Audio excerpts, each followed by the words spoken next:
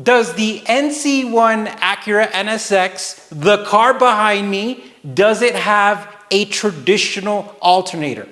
Well, the answer is no. As a matter of fact, the part in front of me, this junction box with a DC to DC converter, takes that role. And if you've been watching our videos where we talked about the individual components, you have learned that there is some type of conversion going on here because we have high voltage that steps down to regular 12 voltage for the rest of the battery. Now let's give a quick overview of what the alternator's role is in a traditional vehicle. Well, typically it's designed to recharge the 12-volt battery.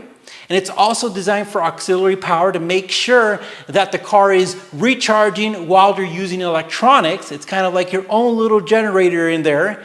And in the NC1 NSX, the converter is doing the role of the alternator. It is taking the high voltage that the EV system is making and then stepping it down through the converter so the 12 volts can be used to recharge the battery, which is really cool. So as I promised, we're gonna give a quick, simple, layman terms overview of how this box works. So this box, junction box, everything you see here doesn't work traditionally like an ABC format. There's a lot of things going on at once, and things could be interrupted and things could be turned on and off depending on the situation and environment. First off, these guys are like the signal lights. They're turning things on and off depending on the situation. This white part right here is your speed bump. It's regulating current so it doesn't go too fast. And then your fuses are definitely your stop signs.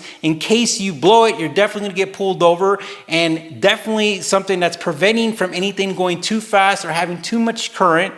And the most important part of this junction box as things are going in and out is gonna be the converter. And the converter is doing the DC to DC conversion where it's taking the high voltage, as you can see right here, guys, taking high voltage and stepping it down to usable 12 voltage for a lot of the systems in the car. But whenever you're doing some conversion, you're gonna be producing a lot of heat, and that's why most of this setup is ducts, and you're actually having cooling fins like we showed you in the first video.